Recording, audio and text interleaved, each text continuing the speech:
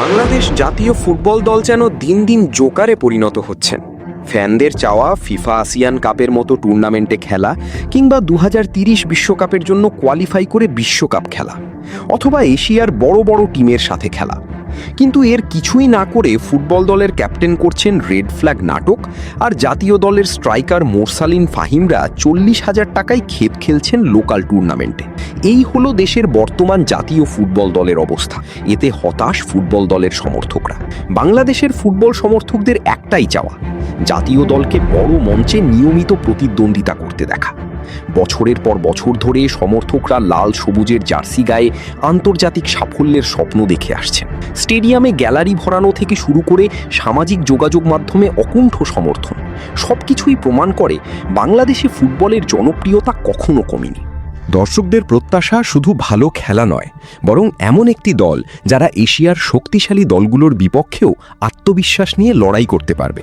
এই স্বপ্নকে আরও বাস্তব মনে করার একটি কারণ হল ফিফার বিশ্বকাপ সম্প্রসারণের পরিকল্পনা।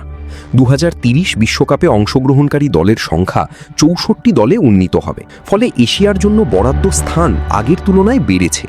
এতে বাংলাদেশের মতো উন্নয়নশীল ফুটবল দেশগুলোর জন্য বিশ্বকাপ বাছাই পর্বে আরও দূর পর্যন্ত যাওয়ার সুযোগ তৈরি হয়েছে। যদিও 2030 বিশ্বকাপে খেলতে হলে বাংলাদেশের সামনে কঠিন পথ পাড়ি দিতে হবে, তবুও সঠিক পরিকল্পনা, ধারাবাহিক উন্নতি এবং শক্তিশালী দল গঠন করতে পারলে সেই স্বপ্ন আর একেবারে অসম্ভব নয়।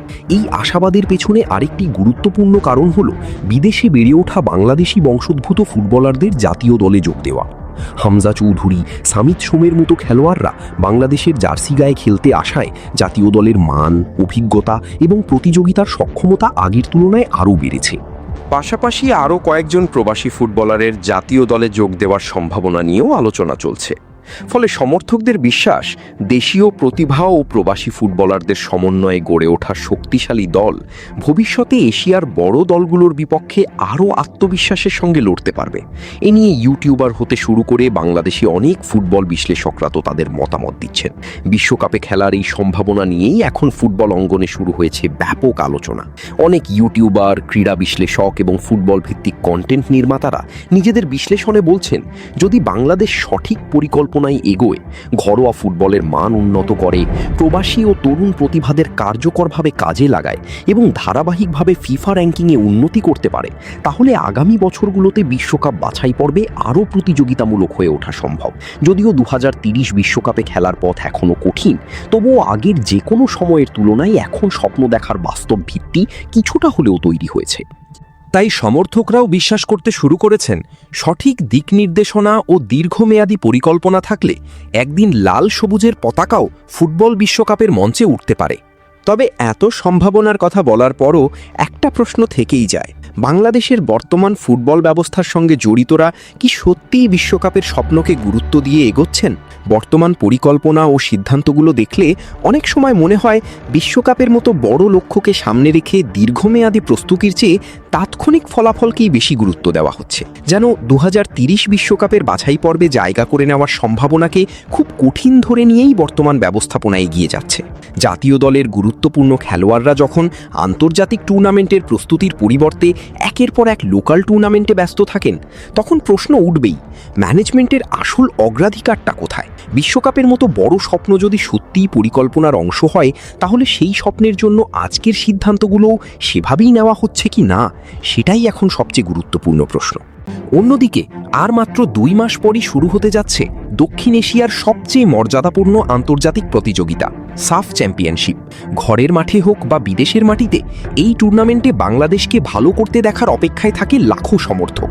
কারণ সাফ শুধু একটি আঞ্চলিক টুর্নামেন্ট নয়, এটি জাতীয় দলের শক্তি, প্রস্তুতি এবং ভবিষ্যৎ সম্ভাবনার বড় একটি পরীক্ষা।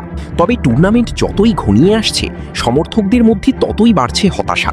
কারণ জাতীয় দলের অনেক ফুটবলার এখনও বিভিন্ন স্থানীয় ক্লাব ও আমন্ত্রণমূলক টুর্নামেন্টে খেলছেন। সাফের আগে এ কেমন খামখেয়ালি বাফুফের?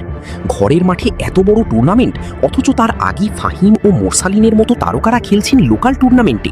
সাপের শিরোপা পুনরুদ্ধারের মতো মহা গুরুত্বপূর্ণ টুর্নামেন্টের ঠিক 2 মাস আগে এভাবে জাতীয় দলের মূল ফুটবলারদের চেটের মুখে ঠেলে দেওয়া নিয়ে ক্ষুব্ধ ফুটবল ফ্যানরা।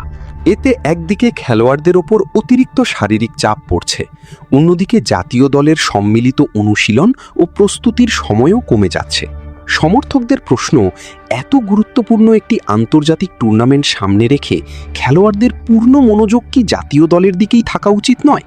ফুটবল প্রেমীদের প্রত্যাশা খুব বেশি নয়। তারা শুধু এমন একটি জাতীয় দল দেখতে চান যারা দেশের জার্সিকে সর্বোচ্চ গুরুত্ব দেবে, আন্তর্জাতিক প্রতিযোগিতার জন্য পর্যাপ্ত প্রস্তুতি নেবে এবং মাঠে নিজেদের শতভাগ উজাড় করে খেলবে। কারণ বাংলাদেশের ফুটবলকে নতুন উচ্চতায় নিয়ে যেতে হলে শুধু প্রতিভা নয়, সঠিক পরিকল্পনা, পেশাদার প্রস্তুতি এবং দীর্ঘমেয়াদী দৃষ্টিভঙ্গিই হবে সবচেয়ে বড় শক্তি। একটি বিষয় খেয়াল রাখুন, আর 2 মাস পর এবং সাফ টুর্নামেন্ট অংশটি সময়ের সঙ্গে বদলে যেতে পারে। প্রকাশের আগে টুর্নামেন্টের তারিখ ও প্রস্তুতির অবস্থা মিলিয়ে নেওয়া ভালো।